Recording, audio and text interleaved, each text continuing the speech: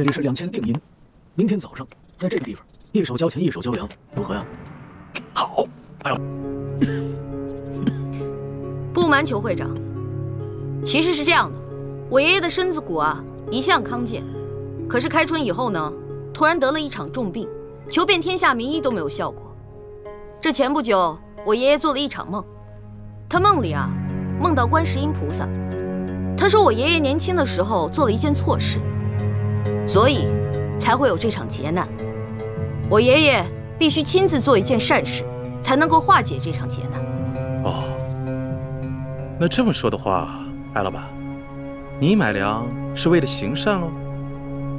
没错，我爷爷想买1000担粮食分给灾民。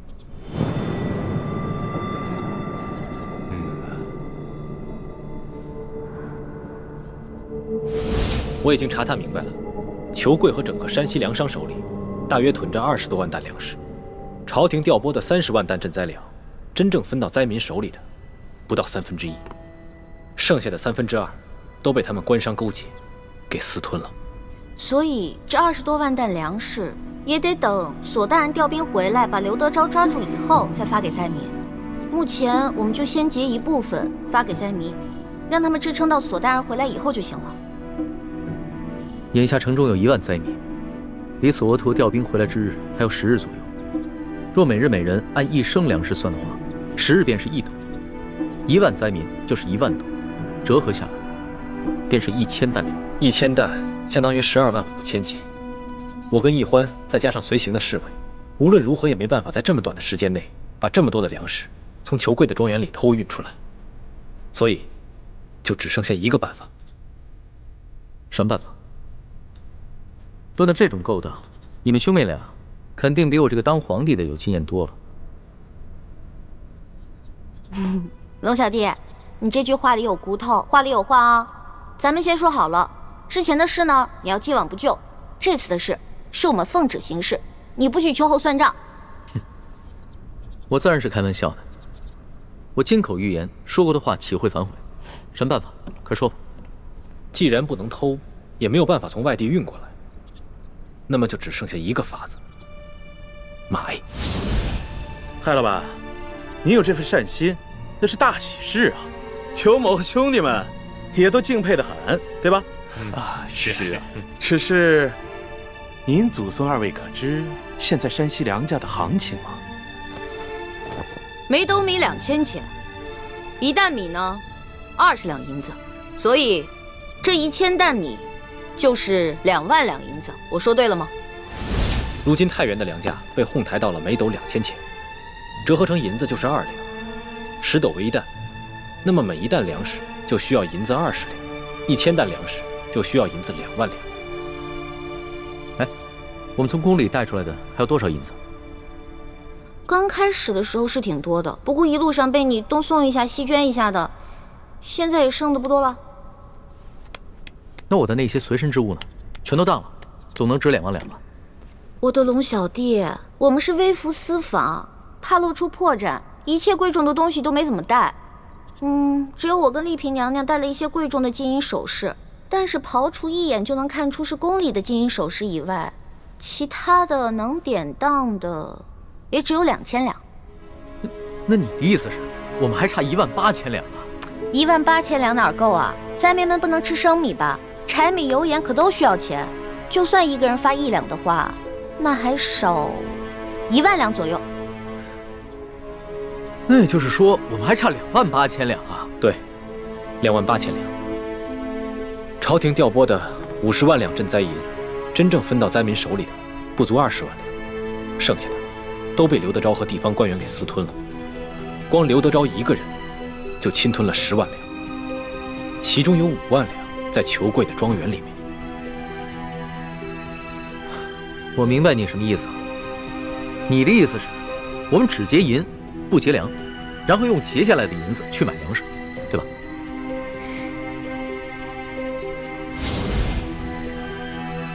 艾老板，裘某还要问一句，你真愿意花2万两银子给那些灾民吗？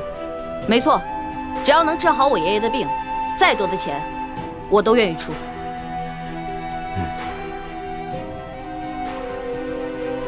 好，艾老板真是财大气粗啊。不过如今是非常时期，咱们商会做买卖有个规矩，只收现银，您看呢？孙儿啊，这裘老板是不相信咱们艾家的实力，把咱们带的现银拿上来给他瞧瞧。是爷爷，请各位稍等一下，抬进来吧。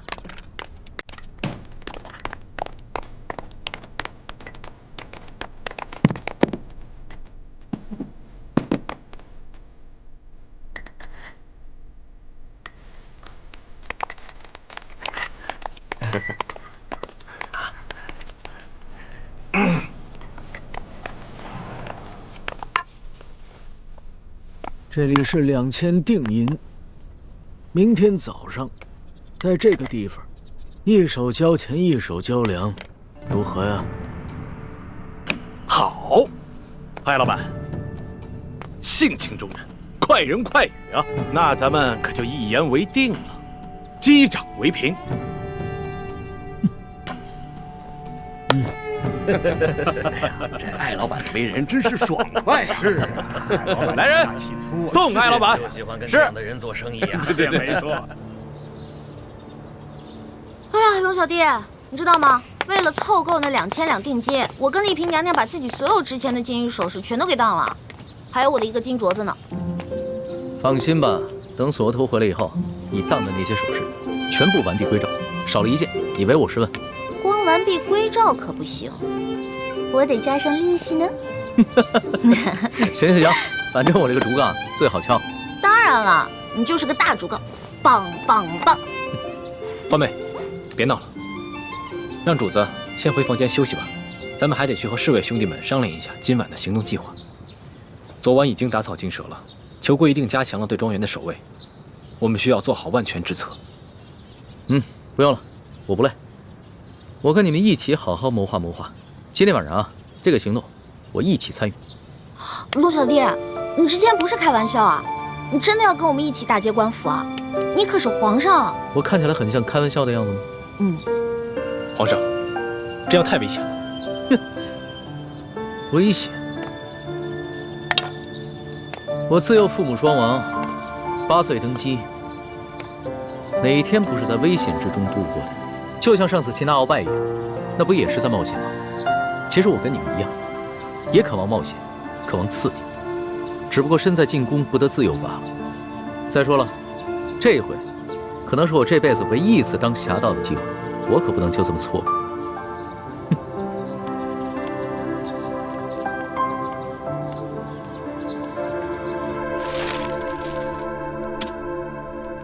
这是裘贵庄园的前门，这是后门，中间的花园还有一道暗门，这是粮仓，这里是银库。龙小弟，喏，给你准备的夜行衣，换上吧。好啊，我终于也有机会当一回侠盗了。李大夫，给我更衣。主子，万万使不得呀！以您的身份，怎么能跟着他们去打劫官府呢？万一出了什么差错，奴才万死难恕其罪啊！你啰嗦什么呀？我5岁就开始习武了，一直都英雄无用武之地。今天晚上我正好试试我的本事。公公放心吧，有我兄妹在，一定会保证主子的安全。如果真的出了什么意外的话，大不了我们放弃此次行动，绝对不会置主子于险境的。李太医，你这话说得轻松，那裘贵庄园内机关重重，你凭什么保证主子万无一失？再说了，要是给太皇太后知道了，你们居然怂恿皇上打劫官府，而我又未能劝阻，那咱们所有人都要人头落地。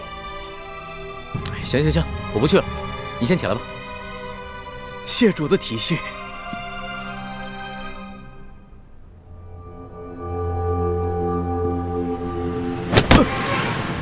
得罪了李公公。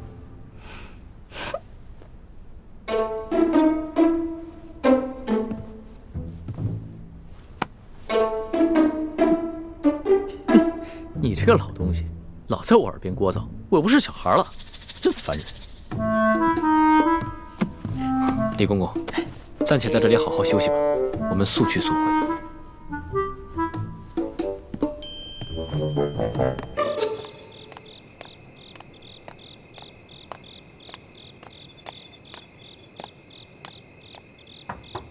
小姐，老奴给你炖了一碗燕窝。哦，我现在不想吃，我有些不舒服，要歇息了。啊，小姐，你哪里不舒服？要不要老奴帮你找一个郎中给您看看？不必了，我就是身子有些乏，睡一觉就好了。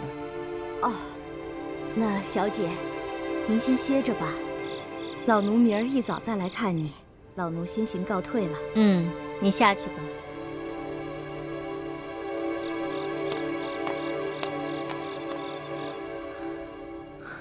走了，这奶娘真够烦人的。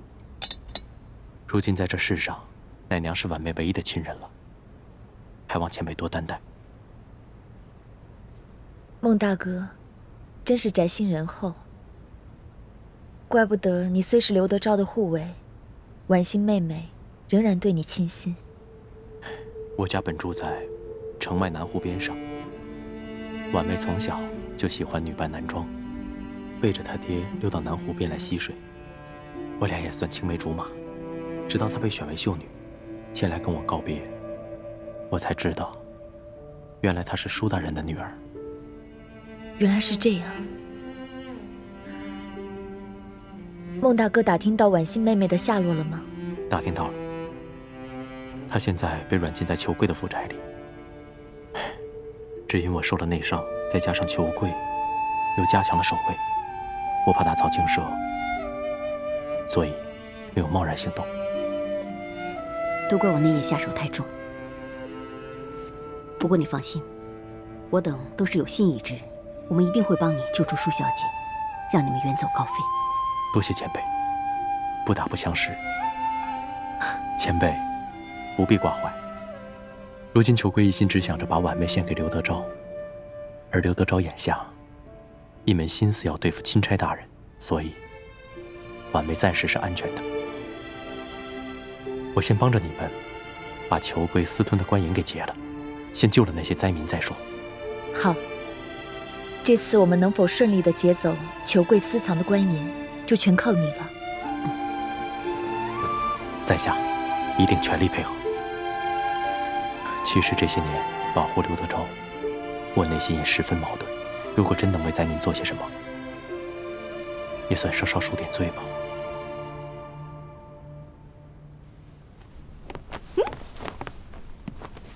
哇，罗小弟，你穿上这身衣服太逗了，比你平时穿龙袍有意思多了。你看看，是吧？我也觉得挺新鲜的。哎呀，得亏索大人不在，要是他在的话，非得被吓得屁滚尿流的，肯定不让咱们去冒险。哎，那个金蚕背心穿了吗？没有。你为什么不穿啊？你要是不穿的话，我不带你去啊。我骗你的，老大吩咐小弟的话，小弟怎么能不听呢？不信你摸摸。真的穿了？嗯。嗯。别摸那儿痒。还真穿了，好吧，那我们带你去。你知道吗？这次你亲自出马，可是我们比平时紧张的10倍还不止呢。我也是从小练武到大的，虽然武功呢没有你哥哥好，但跟你比起来差不多。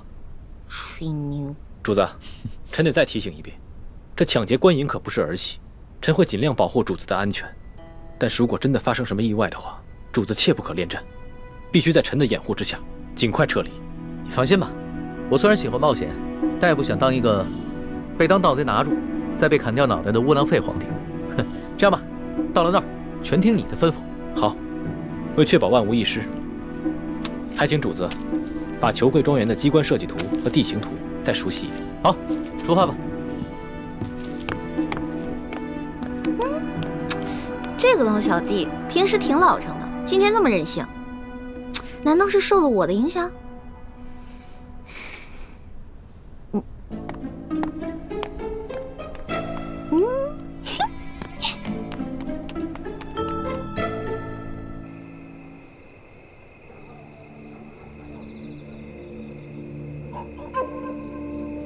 我事先鼓动了大批灾民到府衙和城中各大户门前闹事，刘德昭调集了大批的兵力，正在忙着驱赶灾民。这边的守卫，就只剩下裘贵自己培训的家丁了。哦，声东击西，调虎离山，做得好。等一会儿，巡逻外墙的守卫换岗，会有很短的一个时机。我们必须抓紧时间，冲掉那边的转角。那里是一个视线盲区。好，该你们去了，该你们了，来，你们去吧，来，前点，来吧，辛苦了，辛苦了，快，冲过去。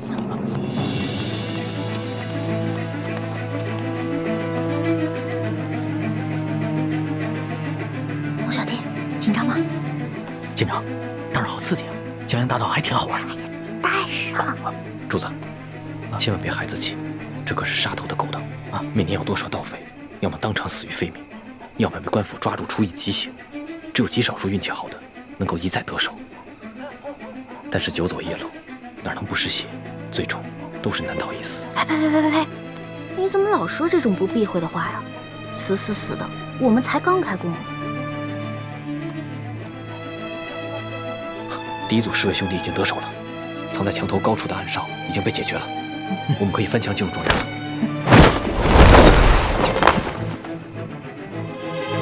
你们在这等着，我去探探。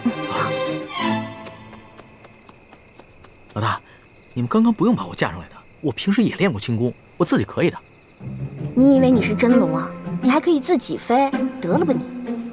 记住我平时教你那些轻功的方法啊，下次没准能用得上，知道吗？知道了，老大最厉害。当然了，要不然怎么我是你老大呢？走。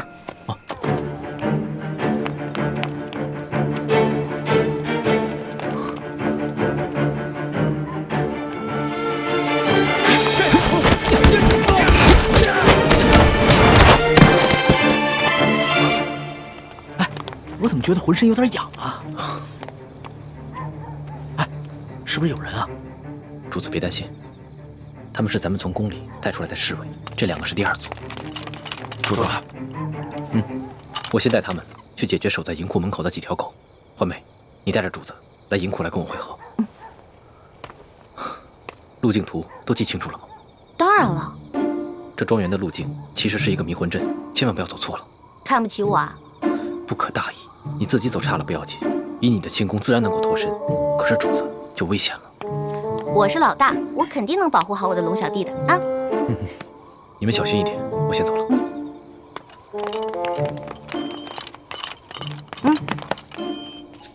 从现在开始，紧紧跟着我的步伐，一步都不能落，知道吗？知道了，老大。走。来，怎么了？不知道该怎么走了？应该是这边，走。那到底往左还是往右？好像是往左吧？你确定？往右，往右。有点迷糊。那好吧，我不懂这个机关阵，还是往左吧。我听你这个老大的吧。这，停。这边。这个，往左，走。这是，停。啊，咱们是不是又回到原地了？好像是。老大，你不会学艺不精吗？把这迷魂阵你都给认错了。我只是稍微失误了一下嘛。这回肯定没错，往右转。不是老大，你确定不是往中间吗？我是老大还是你是老大呀？你宫里老师教过你阵法吗？不是，我是没学过阵法，可是你哥哥刚才给的地形图我是看过的。我记得走到这个位置以后啊，似乎是往中间走。你看似乎，这说明你也不确定。不是，我是记得该往中间走，但是你又说是往这边，我就不确定了。不确定是吧？我是老大，听我的，走。那。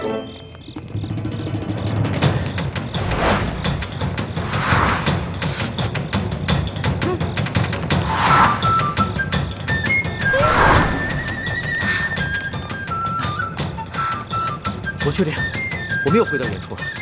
我也确定这就是原处。不是，老大，我现在总算知道你为什么总不说你的师承来历了。感情是你的师傅们从来不让你在外头打他们的名号吧？你怎么知道的？不过我师傅说了，说我天资聪慧一点就通，我只不过差那么一点点的认真和努力。你哪是差那么一点点的认真和努力啊？我跟你说，你师傅没被你气死，也算是上天垂怜了。不许取笑我，朱哥哥老取笑我，你不许取笑我，我是你老大，知道吗？好，小弟不敢取笑老大。老大，那咱们现在该怎么办啊？你刚才不说往中间走吗？啊，那就听你的呗，中间走走看呗。哎，那走吧。哎，走。哎，你们谁呀？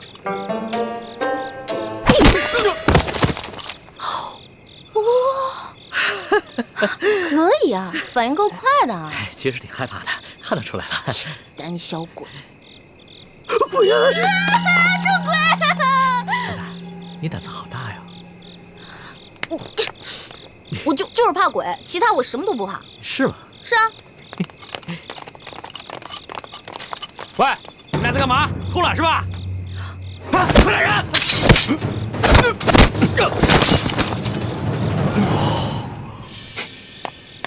朱哥哥，还好你来救我们了。我看你们迟迟不来，我就知道你一定又犯糊涂了。前面挡路狗已经被我解决了，离他们换班还有半个时辰，抓紧时间。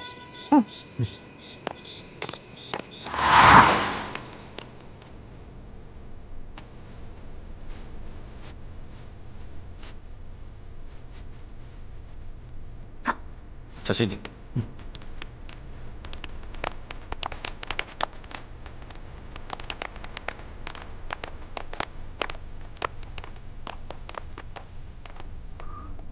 我来。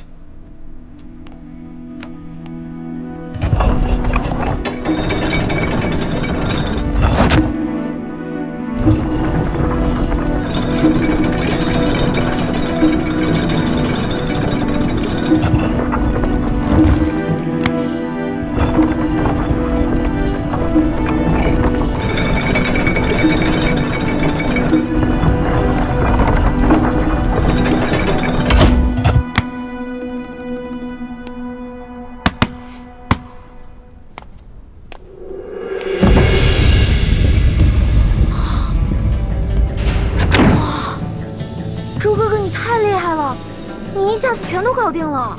你呀，以前上课老是偷懒，现在知道自己学艺不精了。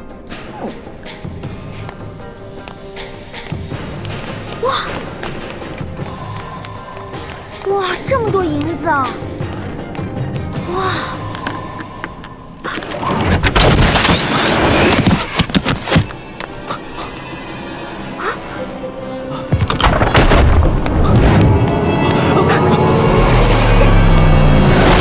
罗小弟，你没事吧？啊，我没事，幸亏你反应快，不然我现在只怕朱哥哥，对不起，刚刚都是我大意了。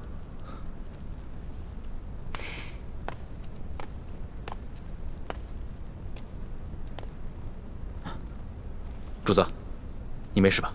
啊，我没事，没事，没事就好。你先通知外面的侍卫兄弟进来搬银子，我再检查一下，看还有没有什么别的机关。注意安全。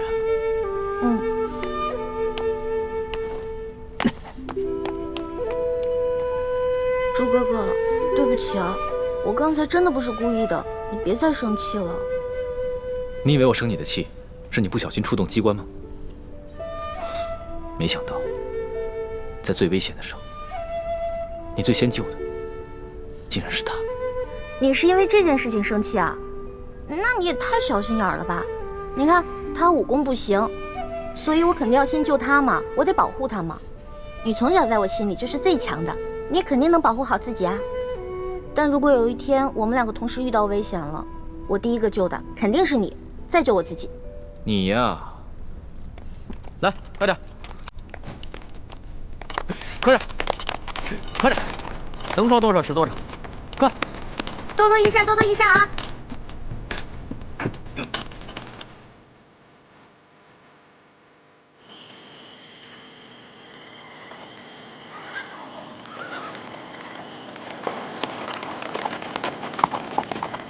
痛快，真是太痛快了！今天晚上的经历真是太刺激了，我必将终身难忘。哎呀，可惜不能让史官把今夜的经历全都记入史册。更不能让太皇太后知道了。要是让她知道了，肯定又说把你带坏了。那可不就是你这个老大带坏我这个小弟的。嘿，你现在是赖上我了是不是？那好，不赖你啊！老大辛苦了。等回宫了以后呢，我就重重的赏你。赏我呀？赏我什么？你说个数。你现在跟以前不一样了，我也不能狮子大开口。500两，300两，200两成交。你越来越小气了，你不会赖账吧？我发誓，绝不赖账。我以我本人做担保。我要是赖账的话，到时候我就把我这个人赏给你。哎，算了吧，你一次用膳就要吃上上百道菜，我可养不起你。如果你要赖账的话，我自认倒霉呗。李太医啊，今天晚上真是辛苦你了。我真是没想到，身边还有你这样一个全才，不仅医术好，武功好，还懂得机关阵法，懂谋略。让你做一个太医啊，实在是太委屈了。等回了宫以后，我一定好好提拔你。主子，其实今夜此次行动能如此顺利，并非臣有多厉害，而是臣的运气好，事先得到了裘贵庄园的机关地形图和卫队巡逻表。你能得到如此机密的东西，是裘贵身边有人给你做内应？是。看来真是得道者多助，失道者寡助啊！我一定要做一个有道的天子，不能做一个无道的昏君。龙小弟，我相信你。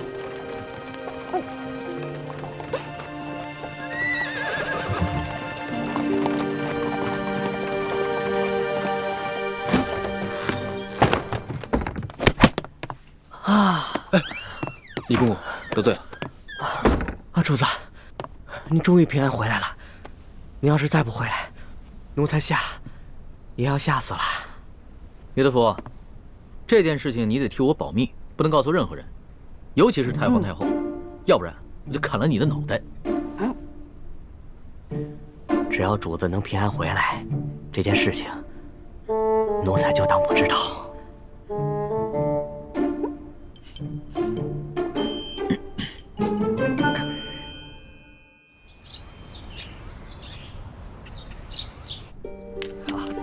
艾老板真是一个爽快之人啊！这样没问题，又财大气粗啊！哎，这样也没问题，对，说没错。艾老板大手套。老爷，银子都验过了，都是成色十足的官银。好，艾老板，真是诚信之人呐！我们商会已经准备好了1000担粮食，就在码头仓库里。如今银子已经交割完毕了，可以放粮了吧？那是自然啊，去，带着艾老板的手下到码头交割一下啊。是，好的。跟我来，请，这边请。哎呀，艾老板，真是大善呐！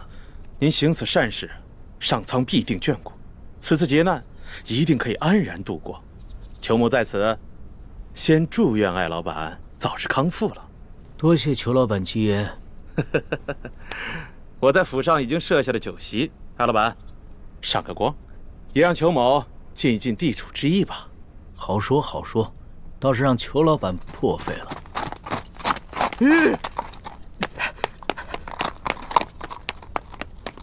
老爷，不好了，老爷，老爷，不好了，老爷！慌什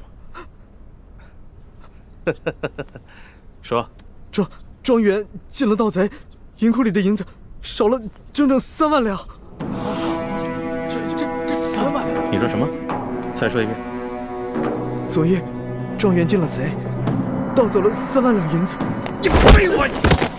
啊！这么大的事，现在才来报？报了，今儿4更天就发现出了事儿。庄园管事马上派人给老爷还有巡抚大人报信儿，可等到5更天没见回音，庄园管事就派出了第2批、第3批人报信，可还是没有回音。庄园管事意识到事情不妙，便让小人骑马绕行了10几里前来报信，这才顺利进了城。哎呀，这怎么这么不小心呢？怎么回事呀？这是怎么会出现这样的事情啊？艾老板，我那几批送信的人，不会是让你的人给劫了吧？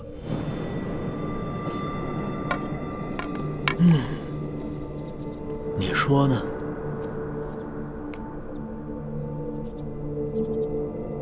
这么说，这批银子是从我庄子上劫的了？你说呢？你真是吃了雄心豹子胆了！去，把这件事报告给巡抚大人。是，来人，把他给我拿下，把他们抓。别嚎了，你外面那几条狗早就被我大哥解决掉了，嚎也没用了。你。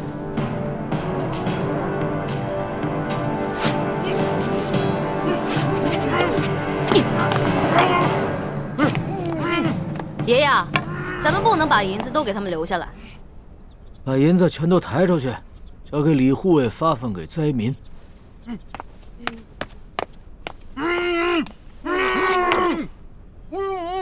走吧，松儿。等一下。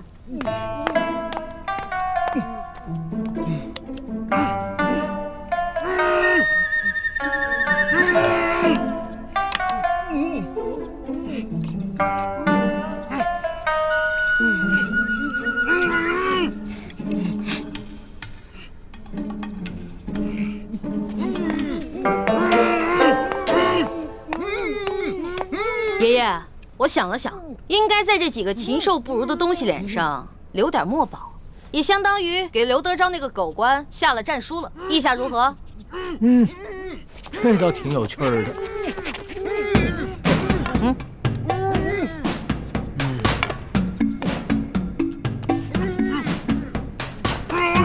别动！再动的话，拿刀在你们脸上刻字了啊！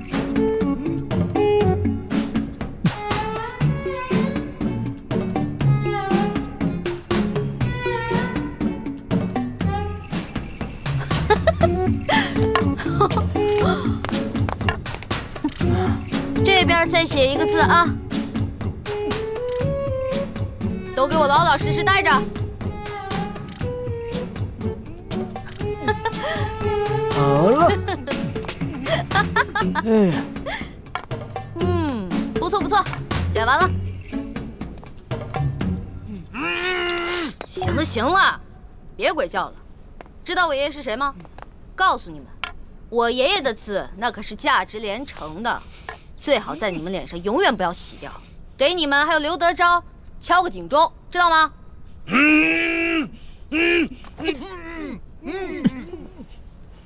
走吧，松儿。走吧，爷爷。慢点啊，爷爷。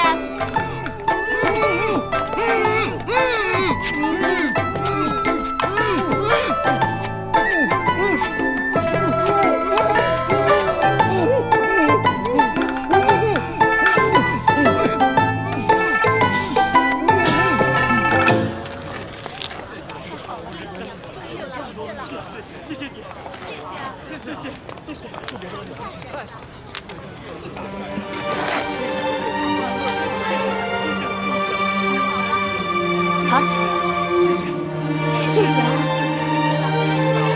终于有吃的了。艾老爷，谢谢您。艾老爷，您可是活菩萨呀，是吧，乡亲们？各位不必谢我，其实我也是皇上指派下来赈灾的。你们手上拿的粮食和银两，全都是朝廷调拨的赈灾银和赈灾粮。接下来，朝廷还会有更多的赈灾计划，帮大家重建家园，度过灾年。谢谢皇上，谢谢皇上，我们万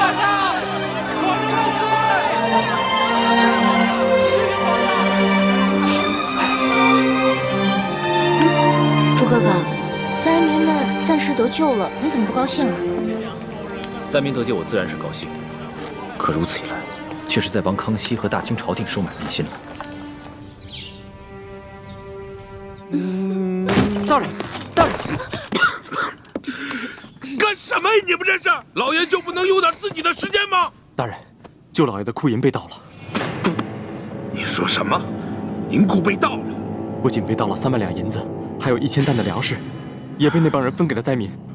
待卑职得到消息赶到码头时，那帮人已不知去向。消消气！这些刁民，这是要造反呢！去看看。老爷。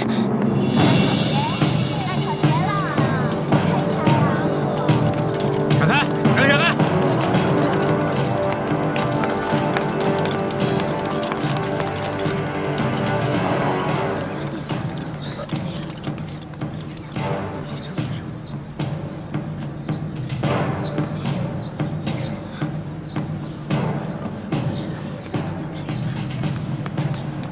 老爷，老爷，老爷！哎呀呀呀！你慌什么？老爷好着呢，小心你肚子里的孩子。慢慢说。棍儿和那几个商人被人给绑了。啊？看看去。走。轻点，棍儿啊，棍儿啊！你能不能轻点？棍儿啊，这是哪上着了？怎么不起来？这人怎么了？啊，哪个不要命的干的？你到底出啥事儿了？你倒是说话呀！你别吓我！你这是怎么了？来，先起来说啊！先起来！别碰我！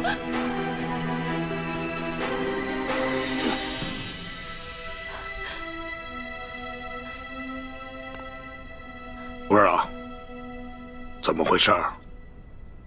谁干的？星爱，以前没打过交道，京城来的客商。看见了吗？看见我的脸了吗？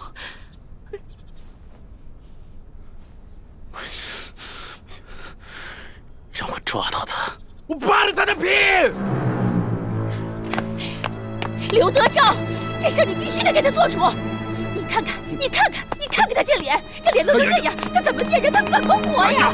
你什么时候受过这样的委屈？什么时候被人这样欺负过？我跟你说，这事你要是不给他做主，我跟你说，以后你就甭想活着！别没有！好了，成何体统啊！有事回家说去。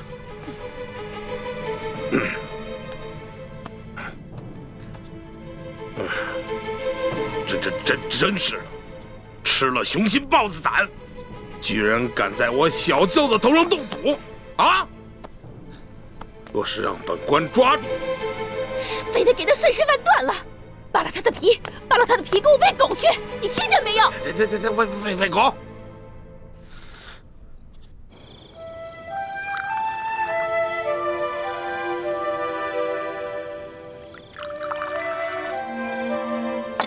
娄小弟，这杯酒我敬你，谢谢你为了老百姓，肯跟我们一起铤而走险。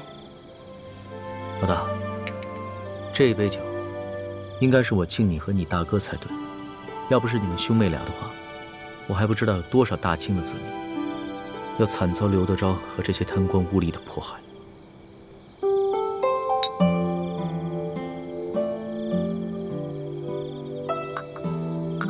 我现在一想到刘德昭跟裘贵那副嘴脸，肯定十分狼狈，我就觉得特别好笑。可是我笑不出来啊！这次出巡以来，我见到了太多平常在宫里连想都不敢想的事情。我在想，如果我们大清的官员每一个都如此贪赃枉法的话，那我们大清的江山还能长久？看到那些灾民收到一点点赈济的银两，就三呼万岁。说实话，我很震撼，也很惭愧。我们大清的百姓是多么的善良，对官府的要求是多么的低微，而我们这些身居高位的人是多么的失职。娄小弟，为了刚才你说的这番话，我再敬你一杯。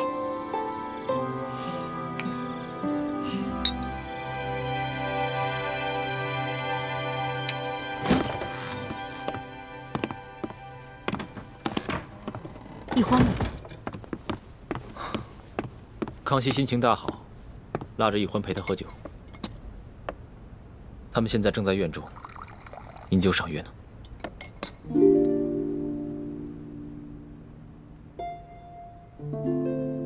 大师兄，小师妹跟我一样，都是为了光复大明的大业，你千万别介意。我知道，我会克制我自己的。太子，其实这次的行动我是一直不同意的，但是你却一意孤行。一来你们出生入死，倒是帮康熙收买了民心；二来你在康熙面前暴露的太多了。虽然康熙表面上嘉奖于你，但是内心也难免不会对你和奕欢起疑心啊。我明白，但是我别无选择。康熙身为大清的皇帝，为了灾民都可以去冒险一搏。如果我为了一己私利而畏首畏尾的话，那在欢妹的心里，她会怎么想我？奕欢怎么想你和康熙，这并不重要。你所做的那么多，难道就是为了讨一个女人的欢心吗？你别忘了你的身份，你是大明最后一个太子。我没忘，我也不是为了讨奕欢一个人的欢心。六师傅，就如康熙为那些饿死的灾民落泪一样，那是他身为当今天子的良知。而我作为大明最后一个太子，如果连这点良知都没有的话，那我还有什么资格去跟康熙争这个天下？师父，大师兄说的对，正因为他是大明的太子，他才必须心怀天下呀。幼稚！这古往今来，有谁打天下靠的是妇人之仁？想要心怀天下，那我问你，你怀的是谁的天下？是爱新觉罗的天下，是大清的天下？你想要心怀天下，就必须要先打下天下，你才有这个资格。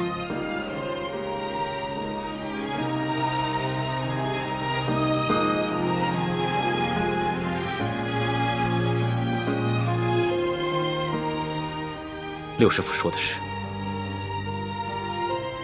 徒儿受教。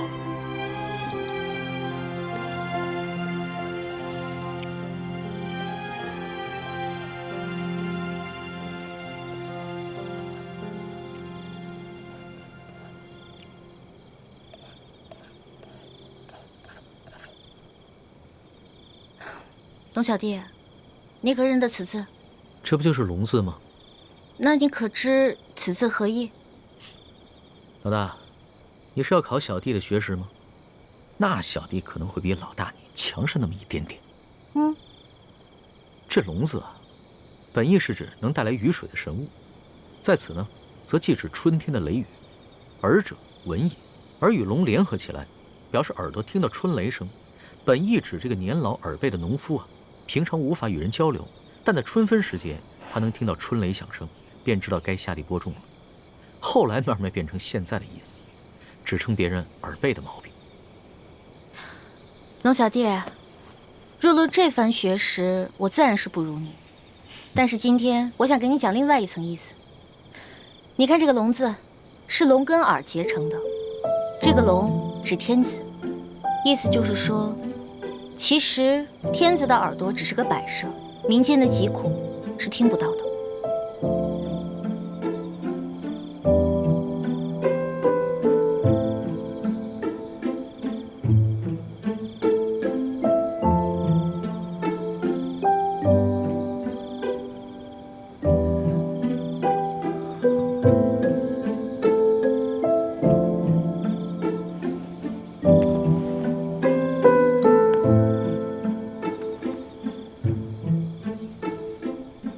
多谢老大指点，对小弟来说，犹如醍醐灌顶，顿生觉悟。此次出巡以来，我这双耳朵总算是打开了。等我回了宫以后，再也不会让我这双耳朵变成白蛇。龙小弟，一言为定。为了你这句话啊，我再敬你一杯。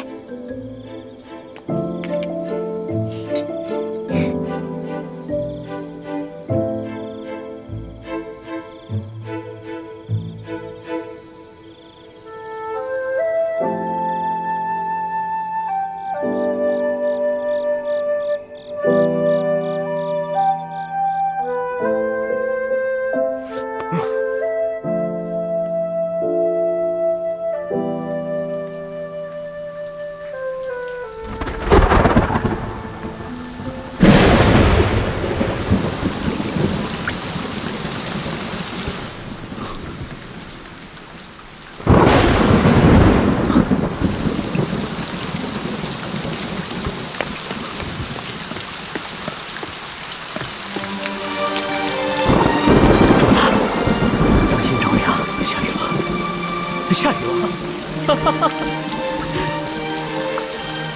昨天雨势还挺大。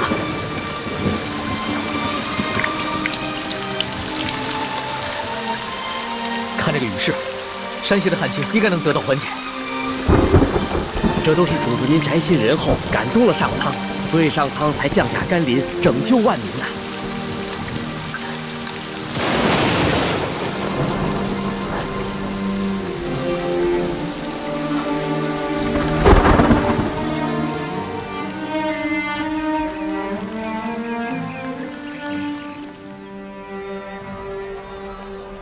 想不到这场雨一下就是3天，真是一场及时雨啊，缓解了山区的旱情。这场雨虽然缓解了旱情，但是错过了播种的季节，灾民们仍然需要救济。我知道，我会让朝廷继续赈灾，让灾民们平安度日，直到下一个收获季。龙小弟，看来你这双聋耳真的打开了，能听见民间疾苦了。主子，咱们还是少在外面走动吧。前些日子发生那么大动静，一定会惊动官府。索大人出去调兵，不知道什么时候才能回来。万一在这个时候发生什么意外的话，那可不得了。我想看一看刘德昭他们会如何行动。再说了，那日我们都易容了，他们认不出来。就是嘛，你要对我的易容术充满信心。主子，你看现在街道上，这个灾民比以前少了很多，多半是他们领到了钱粮，又看到旱情得到了缓解，所以都回家去了。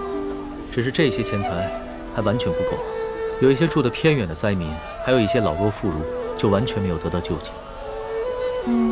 主子，像那样的行动，可一不可再，还是等索大人调兵回来，拿下刘德昭这个贪官，再安排可靠的官员，严格执行朝廷的赈灾计划，才是长远之计。说的有道理啊。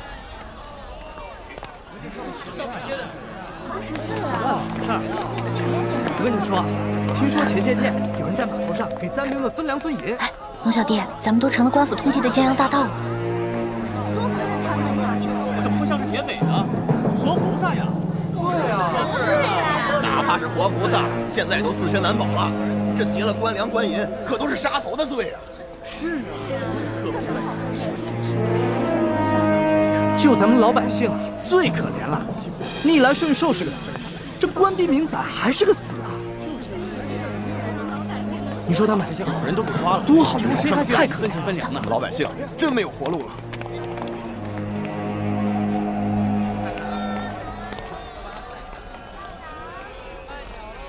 待我回宫之后，一定要将刑部那些盗案发回重审，只有那些真正打家劫舍的盗案，才判死罪，而那些被无良贪官逼得走投无路的囚徒，全部从轻发落。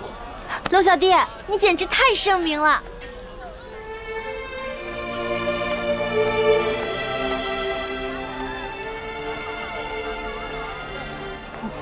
怎么了？他不过是随口一说，你还当真了？你就这么容易被他感动了？你不信他说的吗？我觉得这次来山西对他感触挺深的，他刚才说的都是真心话。只怕他的真心，不过是一时头脑发热。你别看他现在义愤填膺，对官逼民反的百姓充满了同情，但只要回到了紫禁城，他的心境和立场立马就不一样了。到那个时候，他最先考虑的是如何维护朝廷的权威和自己的龙椅，而不是百姓的疾苦。朱哥哥，你这么一说，我心里怎么那么失落跟害怕呀？环梅，我知道你对康熙充满了幻想，但将来你就会慢慢明白，他绝对不可能是你想象中的那个样子。让开，让开！官爷，求你再仔细看看这画像，和老朽只是略有几分相似。闪开，闪开，闪开！这3个人看上去跟老实巴交的，哪有胆量去劫官粮官银啊？就是啊，看他那个小身板，个个瘦的跟皮包骨头似的，就算有那个贼胆，也没那个能耐呀。行，这3位活菩萨神龙见首不见尾，给灾民发放完钱粮之后就消失得无影无踪，肯定是有来历的高人啊！就这帮饭桶，只知道欺压老百姓，他们哪有本事去抓人呢？就是啊。还不是只能找几只替罪羊上去交差呀？可是这3个人只是跟通缉的要犯长得有点像，当官的无凭无据的能随便判人死刑啊？要证据还不简单吗？这帮官老爷哪个不是无中生有、栽赃陷害的能手啊？这可是死罪，这犯人不认罪，当官的他也能硬判啊。嗨，只要进了公堂，还由不得你不认罪啊！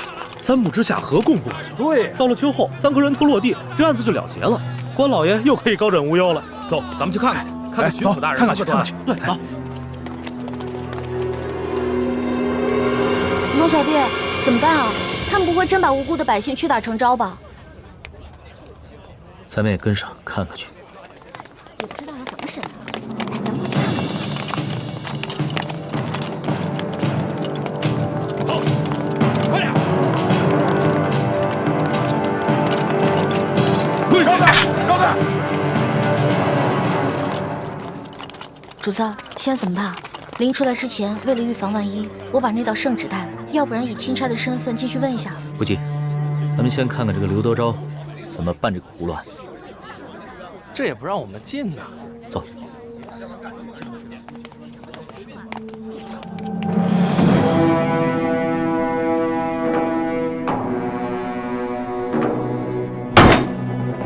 王13胡二狗谢大牛，你们说你们并未劫粮劫银，可是为什么从你们家中搜出了失窃的官银跟粮食？讲！大人呐，小老儿实属冤枉啊！那些粮食和官银，不是官府赈灾分给咱们灾民的吗？那夜在码头取了好些个灾民，每人都分到了1斗粮食和1锭银子啊！大人，大人，小人更冤枉啊！那夜小人听说有活菩萨要在码头上给灾民们分钱分粮，本想赶着去的。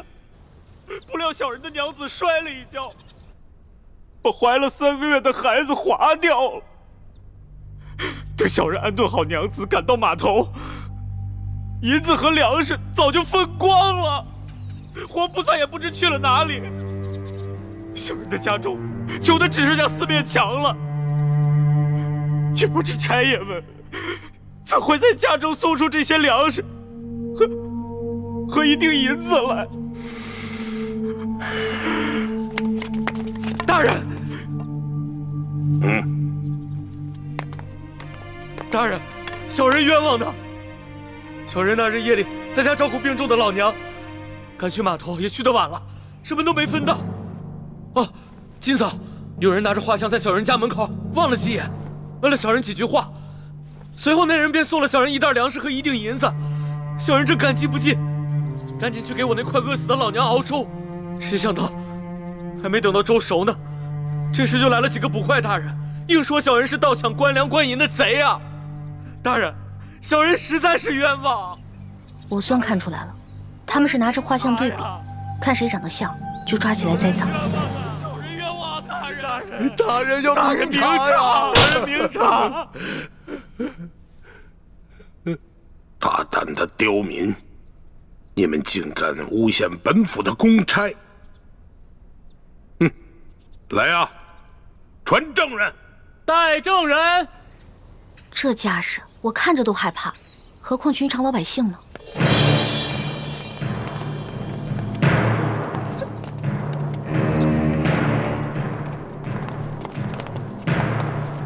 参见大人。好了，都起来吧。谢大人。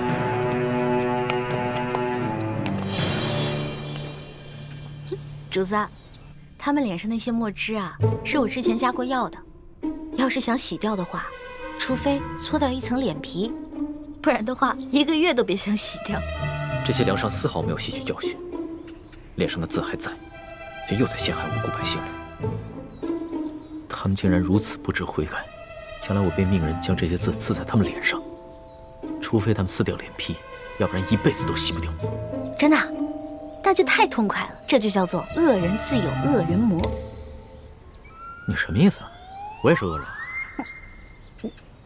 我不是那个意思，我的意思是说，古往今来哪个皇帝不杀人啊？一句话不就血流成河吗？难道不是最大的恶人？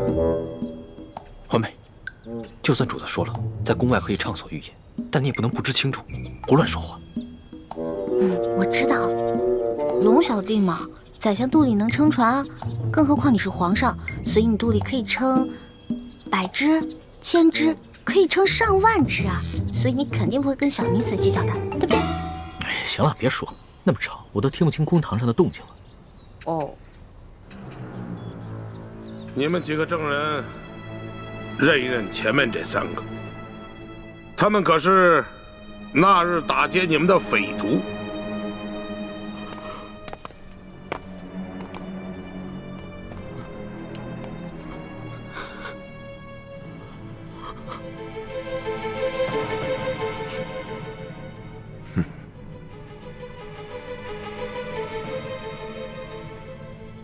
没错，大人，就是他们。好，你们先下去吧。是。大人冤枉！大人冤枉！大人冤枉！大人！王13，5个人都指认你们，你们还有何话要讲？大老爷，老朽冤枉啊！冤枉啊！冤枉啊！大人，冤枉啊！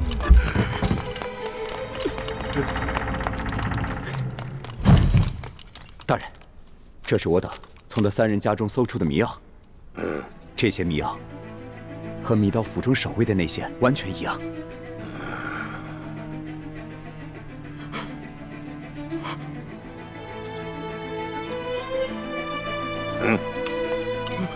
大人，大人，小人跟老娘结肠挨饿，早都不想活了，就连买包老鼠药的钱都没有，哪里来的钱买迷药啊？大人，冤枉啊！大人，大人，小人和娘子也饿了好些天了，家中若有迷药，早就不管这么多，先吃下去了，哪里还能留到官员们来搜啊？大人，冤枉啊！大人，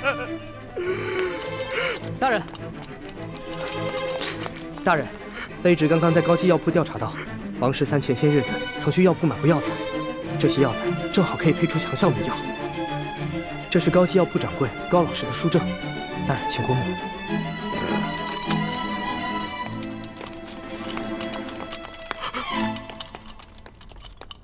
哎呀，谢大牛、胡二狗，你2人没钱买迷药，那这药一定是王13配好后送给你2人的，对吧？冤枉啊！大人，冤枉啊！大人，小人根本就不认识什么王13啊！大人，是啊，小人到现在都不知道您说的王13是谁啊！大人，冤枉啊！大人，大人，冤枉啊！大人，老爷，小老儿前些时日确实到高级药铺买过药，只是想配一些迷药药兔子，怎敢拿这些药去药人呢？大老爷，更不曾把这些药分给2个不认识的人呢，大老爷。真没想到，他们连相关的伪证都做好了，看这手法，简直是轻车熟路。看来他们早就商量好了，如果找不到我们3个，就要拿这3个无辜的百姓顶罪。你们这些个刁民啊，人证物证俱在，还敢抵赖？冤枉啊！大人，冤枉！还不赶紧给我速速的招来！你们是如何勾结江洋大盗，盗取府库官银的？大人，小民冤枉啊！明察呀，大人！一群刁民，刁民！事到如今还敢喊冤？好，来人呐，每人重打30大板！看你们还敢